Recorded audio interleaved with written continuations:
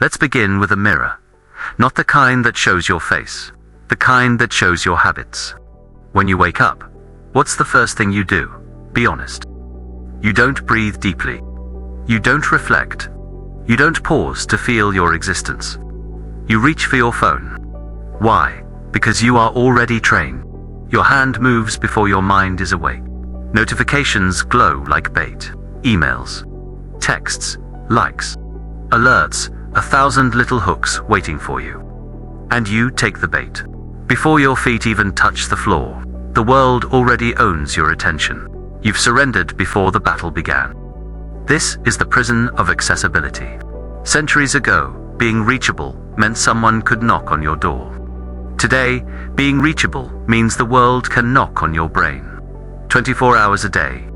You don't live in a house anymore. You live in a glass cage. Everyone sees you. Everyone expects you. Everyone feels entitled to you. And here's the cruel trick. You thought this was freedom. Instant communication. Global connection. But freedom that keeps you on a leash isn't freedom. It's a trap made of glass. There's a man named Kevin. He's not famous. He doesn't make headlines. But his story is common enough to be yours. Kevin worked in corporate sales. Bright. Ambitious. A people pleaser by nature. His boss loved him because he was always available. Clients loved him because he responded instantly. Friends loved him because he never said no, but Kevin was dying inside. Sleepless nights. Headaches. His phone buzzed even during dinner, and he jumped. One day his daughter asked him, "Daddy, why do you always look at your phone more than me?" Kevin laughed it off. But he didn't sleep that night. Because the truth had cut deeper than any corporate email. He realized something terrifying. He had become a puppet. A man whose strings were pulled by other people's demands. Kevin is not unique. He is the modern everyman. Trained to equate availability with worth. But what he didn't know, what most of us don't know, is that availability is the silent killer of power. The psychology of reachability. Psychologists have studied this. It's called reactivity fatigue. The brain, when forced to constantly respond, stops distinguishing between what is urgent and what is meaningless. That text message asking for a quick favor, the brain treats it like a survival threat. That email marked urgent, but really isn't. The body floods with cortisol. Your biology was not designed for constant access. It was designed for cycles of focus and rest. But accessibility breaks the cycle. You're never off. You're never unreachable. You're never free. Why do we do it? Why do we keep saying yes? Because we've been conditioned to believe that availability equals kindness, that saying no equals selfishness, that silence equals guilt. Think back to childhood. How many times were you told, "Don't ignore me when I'm talking to you"? How many times were you forced to smile, even when you were angry or sad? How many times were you punished for saying, "I don't want to talk right now"? You were trained to erase your boundaries. You were trained to become accessible. And you carried that training into adulthood, like invisible shackles. Contrast Kevin's story with Amelia. Amelia was an artist. People loved her paintings. Friends begged her to teach them, to share her techniques, to constantly be there for inspiration. But Amelia was different. She didn't respond to every call. She didn't rush to every request. Sometimes she disappeared for days. People complained. She's cold. She doesn't care. She thinks she's better than us. But here's the twist. The less Amelia gave, the more people craved her. Her silence created magnetism. Her boundaries created respect. She wasn't rude. She was selective. And because of that, her presence carried weight. When she spoke, people listened. When she appeared, people noticed. Because she wasn't accessible all the time, she was unreachable, and therefore unforgettable. Every human being has buttons. Some are labeled anger. Some are labeled fear. Some are labeled validation and manipulators. They are experts at pressing them. A coworker throws a subtle insult, knowing you'll react. A partner withdraws affection, knowing you'll beg. A stranger leaves a nasty comment online, knowing you'll reply. But here's the truth. A button is only useful if it's within reach. Remove it, and the manipulator stands helpless. The prison of accessibility exists because you've left all your buttons exposed, visible, an open invitation for control. So ask yourself, how many of your daily reactions are truly your choice? How much of your energy is spent proving, defending, explaining? How many of your smiles are real? And how many are forced by conditioning? And most important, who really owns your time? You or everyone else? To escape the prison, you don't need to build new walls. You need to reclaim your door. You need to decide when and to whom you are available. Because accessibility is not kindness, it is currency. And the more you give it away, the less valuable it becomes. The prison of accessibility ends the moment you realize you hold the key. Picture this, a puppet on strings. The puppet doesn't choose when to move. It jerks when pulled. It bows when commanded. It collapses when released. Now, tell me honestly, how different are you from that puppet? When you react to every word, every notification, every provocation thrown your way, every reaction you give has a cost. Not in dollars, but in energy, dignity, presence. When you explain yourself to someone who already decided you're wrong, you lose energy. When you argue with a stranger online who doesn't care about truth, you lose dignity. When you rush to respond to a text at midnight because you fear being rude, you lose presence. And here's the cruel irony. None of these reactions change anything. They only confirm one thing, that you are controllable. There's a famous case in social psychology. In one neighborhood, a man deliberately parked his car across his neighbor's driveway, blocking him in. The first neighbor exploded, yelled, cursed, threatened to call the police. The second neighbor, on a different day, same situation, said nothing. He walked to a cafe, had coffee, came back 2 hours later. By then, the offending car was gone. Now here's what's fascinating. The man who parked across the driveway admitted later, "I did it just to see if he would lose his temper." One man lost his dignity in an outburst. The other man lost nothing at all. The cost of reactivity is often far greater than the cost of patience. Let's go deeper. Why do people press your buttons? Because they want control, but also because it entertains them. In politics, leaders provoke reactions to rally crowds. In media, headlines are designed to spark outrage. In personal relationships, insecure people poke just to get attention. Reaction is a currency. Every time you give it away, you make someone else richer. They gain control while you lose peace. Neuroscience explains it. When provoked, the amygdala, the brain's alarm system, fires. You feel the surge of adrenaline.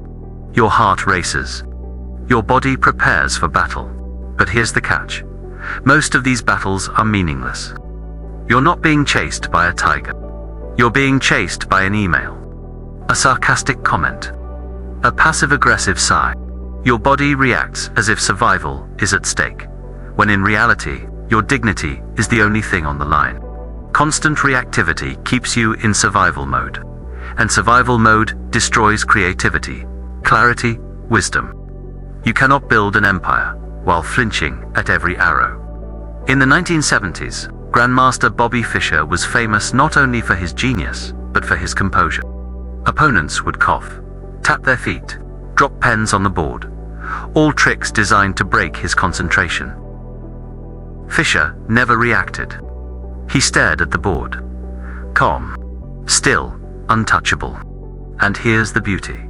The more they tried to provoke him, the more they exhausted themselves.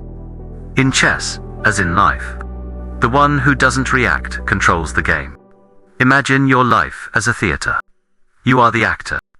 But every time you react to insults, to gossip, to trivial demands, you are letting the audience control your lines. They cough. You pause. They whisper. You explain. They boo. You beg. You are no longer the actor. You are the puppet, and the audience is writing the script. But the true masters of presence, they never hand the script to the crowd. They perform on their own terms. The audience adjusts. A philosopher once said, "The more you defend yourself, the guiltier you look." Isn't that true? You rush to explain why you're not wrong, and suddenly you look uncertain. You pour words to prove your goodness, and suddenly you look desperate. Reactivity exposes you. Silence protects you. Think of Malcolm X during interviews. Journalists would hurl loaded questions at him. He would pause, look directly into the camera, answer briefly, powerfully, never rushed, never rattled. The pauses spoke louder than words. He understood that over-explaining is weakness, and silence, when chosen, is dominance. Here's another cost of reactivity. It traps you in cycles. Someone criticizes you, gives you defend yourself. They push harder, gives you explain more. They sense weakness gives, they exploit it again. It becomes a toxic loop. But when you refuse to play, the loop collapses. Silence cuts the rope. Mystery kills the game. Even emperors faced this. Marcus Aurelius, Roman emperor, was surrounded by betrayals, slanders, accusations. But read his meditations, never once does he waste time defending himself. He writes instead, "Time is a river, a violent current of events, and all that is born of time is swept away with it." His enemies shouted. He remained still. Centuries later, their voices are forgotten. His words remain. The cost of reactivity is temporary relief, but the cost of silence is eternal strength. And in our era, reactivity has become epidemic. A tweet, a comment, a notification. Someone says, "You're wrong." You rush to reply. Someone says, "You're ugly." You post a picture to prove otherwise. Someone says, "You failed." You scramble to defend yourself. But here's the truth. The more you explain online, the more invisible you become, because the internet doesn't reward explanations. It rewards outrage, and outrage is born from reactivity. To win online, as in life, sometimes the greatest act of rebellion is silence. So, reflect. Who presses your buttons the most? And why do you keep leaving those buttons exposed? What would happen if you stopped defending yourself? If you stopped explaining? If you stopped giving away your reactions, like coins to beggars? What would happen if, instead of reacting, you chose silence? The cost of reactivity is your freedom. The price you pay for every explanation, every outburst, every desperate defense is your sovereignty.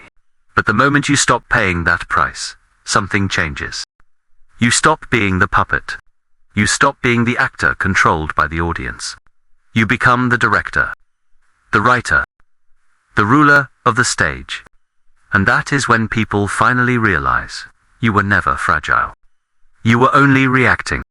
And once you stopped, you became untouchable. They told you kindness means never saying no. They told you love means tolerating everything. They told you respect means explaining yourself endlessly. But this is not kindness. This is surrender. There's a difference between being kind and being nice. Kindness is strength. Niceness is fear. The kind person chooses when to give. The nice person gives because they are afraid not to. The kind person sets boundaries. The nice person avoids conflict at all cost. And here's the tragedy. The nice person is praised in public, but exploited in private. Take the story of Lena, a nurse in a busy hospital. She worked double shifts, always covering for others. Colleagues admired her kindness. Patients adored her smile. Supervisors leaned on her constantly. But behind closed doors, Lena cried. She had no energy for herself, her family, her dreams. When she finally collapsed from exhaustion, guess what her colleagues said? "We never thought she would burn out. She seemed so strong." Her kindness had been mistaken for endless availability. Her silence had been mistaken for resilience. Her niceness had been consumed until nothing was left. Real kindness heals others. Fake kindness destroys you. Now compare Lena to Maya, another nurse. Maya was kind, but not nice. She stayed late when it was truly needed. She comforted patients deeply. But when her shift ended, she walked out.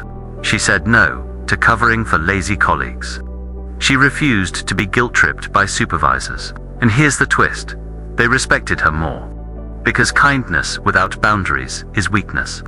Kindness with boundaries is power. We've all seen this. The friend who answers calls at 2 a.m. The colleague who says yes to every request. The partner who never disagrees. And at first, they are praised. You're so kind. You're so dependable. You're always there. But over time, people stop valuing them. Because what is always available stops being special. It's like water in a river. Abundant, free, taken for granted. But water in the desert, rare, precious, priceless. When you are everywhere, you are invisible. When you are selective, you are unforgettable. Consider Mr. Adams, a high school teacher. He was beloved for years. Why? Because he was strict. Students thought he was harsh. He didn't tolerate excuses. He gave tough deadlines. Yet decades later, students returned to thank him. Why? Because his boundaries gave them structure. His refusal to bend taught them discipline. Meanwhile, the nice teachers, the ones who bent rules, who allowed excuses, who smiled and forgave everything, were forgotten. Kindness is not weakness. It is clarity. Confucius said, "Respect yourself, and others will respect you." Stoicism teaches, don't aim to please the crowd. Aim to live in alignment with virtue. Buddha warned against attachment. An insincere and evil friend is more to be feared than a wild beast. Why? Because false kindness is a mask, and masks eventually slip. How many of your yeses are genuine, and how many are spoken because you fear rejection? How many times have you smiled to avoid conflict and hated yourself afterward? Who are you really helping? When your kindness destroys your peace. True kindness does not beg to be noticed. True kindness does not drain you dry.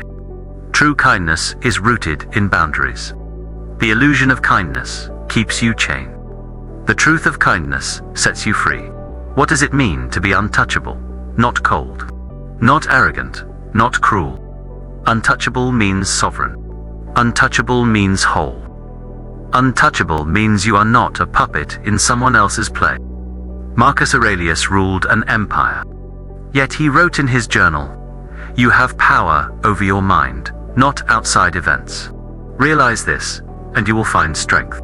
Stoicism is the art of being untouchable, not by building walls, but by controlling your inner fortress. The Stoic says, "You may insult me, but I decide whether it wounds. You may provoke me, but I decide whether to react." Buddhism teaches non-attachment. Why? Because clinging makes you reachable. Cling to approval, and you'll bend for it. Cling to possessions, and you'll break when they're lost. Cling to people, and you'll beg to be loved. To be untouchable is to hold life lightly. To love deeply, but without chains. To care, but not collapse. Modern psychology calls it emotional regulation. Studies show that those who control their reactions have stronger relationships, better leadership, longer lives. Why? Because reactivity burns energy. Self-control preserves it. Think of a thermostat. When the weather changes, the thermostat doesn't panic. It adjusts calmly. An untouchable person is the thermostat in human form. Others storm. You adjust. You remain steady. Nelson Mandela spent 27 years in prison. He had every reason to emerge bitter, reactive, vengeful. But, when released, he stunned the world with calm, dignity, forgiveness. He was untouchable. Not because chains didn't exist, but because chains never touched his spirit. Mandela proved untouchability is not about avoiding suffering. It is about refusing to let suffering own you. The samurai carried swords, but their true weapon was composure. One teaching said, "The sword that strikes first in anger is already broken." To be untouchable is to master the sword of silence. To know when to sheath it, and when to strike with precision. So, ask yourself, What philosophy governs you now? Is it stoicism, detachment, sovereignty? Or is it fear, people-pleasing, reactivity? To be untouchable is not to escape life. It is to rule your life. To live not as prey, but as presence. Words are nothing without practice. So, how do you walk the path of becoming untouchable? Step 1. Build invisible boundaries. Boundaries aren't declarations. They're habits. Stop replying instantly. Stop defending yourself to the unreasonable. Stop over-explaining. When someone asks, "Why didn't you answer?" say nothing. Let silence answer for you. Step 2. Detach from validation. Your greatest prison is your need to be liked. So practice small rejections. Say no to a request. Let someone be disappointed. Watch yourself survive it. Each rejection you survive makes you stronger. Step 3. Practice strategic silence. Silence is not emptiness. It is a weapon. In arguments, silence confuses. In meetings, silence commands. In relationships, silence tests who values you. Use it wisely. Steve Jobs was infamous for silence. In meetings, he often said nothing. People grew nervous. They revealed more than they intended. They scrambled to fill the void. His silence was power. It forced clarity. It created presence. Step 4. Guard your energy. Your energy is not infinite. So, be selective. Don't argue with fools. Don't fight battles that don't matter. Don't chase people who don't care. Step 5. Rituals of sovereignty. Meditation. Journaling. Time alone. These are not luxuries. They are weapons of self-control. A person who cannot sit in silence cannot master noise. The practical path is not glamorous. It is small, daily, invisible acts. But over time, they transform you from readable to untouchable. At first, people resist. They call you cold. They call you distant. They call you arrogant. But what they are really saying is, you no longer bend for me. Friends will test you. Colleagues will complain. Family will guilt trip. Because your boundaries threaten their control. Your silence mirrors their noise. But remember, their discomfort is proof of your progress. Eleanor Roosevelt, First Lady of the United States, was criticized constantly. But she said, "No one can make you feel inferior without your consent." This is the essence of untouchability. You may attack me, but I will not consent to inferiority. Soon, something changes. People stop testing you. They start respecting you. Your presence grows heavier. Your absence grows louder. Because you are no longer easy. And what is not easy becomes valuable. The transformation hurts at first. But then, it heals. And once you taste the calm of sovereignty, you never return to reactivity. What does it feel like to be untouchable? You wake without anxiety. No rush to check messages. No panic at demands. Your mornings belong to you again. People no longer interrupt. They no longer test. Because your silence has taught them, not power to dominate, but power to choose. You decide what reaches you. You decide what matters. You decide what defines you. In Nazi concentration camps, Viktor Frankl lost everything. Family, freedom, future. Yet, he wrote, "Everything can be taken from a man but one thing. The last of the human freedoms to choose one's attitude. In any given set of circumstances. Even in hell, Frankl was untouchable." Sovereignty is not luxury. It is necessity. Without it, you are a puppet. With it, you are free. So now we arrive at the question. The only question that matters. Will you keep explaining? Or will you let silence be your sword? Will you keep begging? Or will you walk away with dignity? Will you keep being accessible to all? Or will you guard your permission as sacred? There's a story of a monk, insulted daily by villagers. He never reacted. One day, a young man asked, "Master, why don't you respond?" The monk smiled. "If someone offers you a gift and you don't take it, to whom does the gift belong?" The answer is simple. You don't have to accept every gift of anger. You don't have to accept every provocation. You don't have to react. Becoming untouchable is not arrogance. It is self-love. It is declaring, you will not have access to me just because you want to. Only because I allow it. And that permission is sacred. Guard it. Protect it. Honor it. Because when you no longer react, when you no longer explain, when you no longer bend, you finally rule your life. And that one, that ruler, could be you.